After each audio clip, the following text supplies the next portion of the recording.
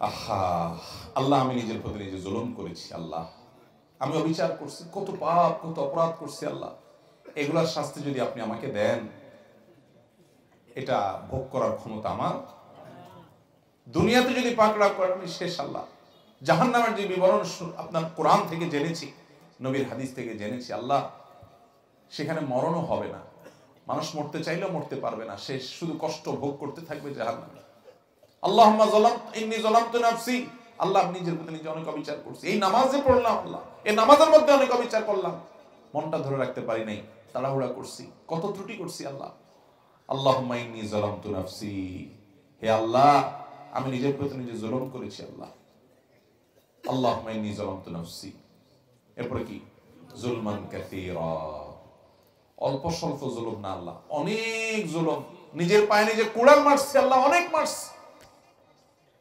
ভাইরে, এই কথাটা কিয়ামতের দিন বলবেন, আমরা বলবো, সেদিন বলে আর কোনো কাজ। এই জন্য আগে ভাগে একটু মনোযোগ দিয়ে বলেন, মন্ত্রের মতো পড়ে চলে যায় না।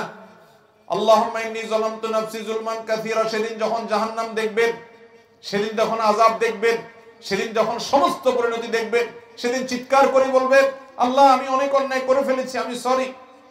লাভ নাই সেদিন আর বলে। এই জন্য দুনিয়াতে বলে নেন, প্রতি নামাজে শেষ বৈঠকে এই জায়গায় এসে একটু থেমে যান। আল্লাহুম্মা ইন্নী যালামতু নাফসি যুলমান কাসীরা, আল্লাহ আমার নিজের প্রতি নিজে আমি অনেক অবিচার করেছি, এত অবিচার, এটার যদি শাস্তি আপনি দেন কি অবস্থা হবে সেটা মনে রেখে আমরা পড়বো আল্লাহুম্মা ইন্নী যালামতু নাফসি যুলমান কাসীরা। দেখেন এখানে আল্লাহর সাথে কথা বলছেন, কিন্তু পুরো নামাজ জুড়ে বললাম না আল্লাহর সাথে কথা। আল্লাহুম্মা মানে কি? হে আল্লাহ। আল্লাহুম্মা মানে কি?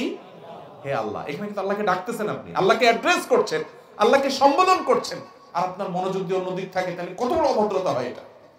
আল্লাহুম্মা ইন্নী যালামতু নাফসি, ও আল্লাহ আমি নিজের প্রতি নিজে জুলুম করছি। তাহলে আল্লাহর দিকে মনোযোগ দিতে হবে, আল্লাহর দিকে মাইন্ড নিতে হবে। যুলমান কাসীরা, তারপর কি? ওয়ালা ইয়াগফিরুয যুনুবা ইল্লা আনত, আর পাপাচার যত অপরাধ আমি করছি এগুলো আপনি ছাড়া কেউ মাফ করার ক্ষমতা কারোর ক্ষমতা নাই। দুনিয়াতে দালাল দিয়া, মামু দিয়া, খালু দিয়া বহুত পার হওয়ার রাস্তা আছে, কিন্তু মালিকের কাছে মাফ মালিক না করলে কোনো মামু খালু দিয়া পাওয়া যাবে।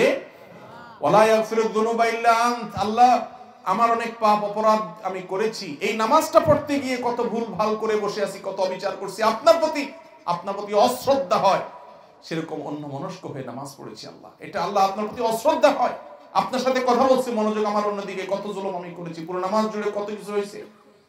ওয়ালা ইয়াগফিরুয যুনুবা ইল্লা আনতা, আমার এই পাপাচার গুলো আপনি ছাড়া কেউ মাফ করতে পারেন না।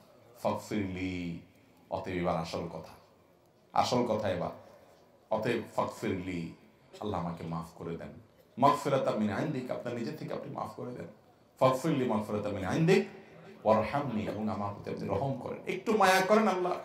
ইন্নাকা আনতাল গফুরুর রহিম, কারণ আপনি ক্ষমাশীল, আপনি বলেছেন, আপনি দয়ালু, আপনি বলেছেন, অতএব আপনি আমাকে মাফ করে দেন, আমার প্রতি দয়া করেন।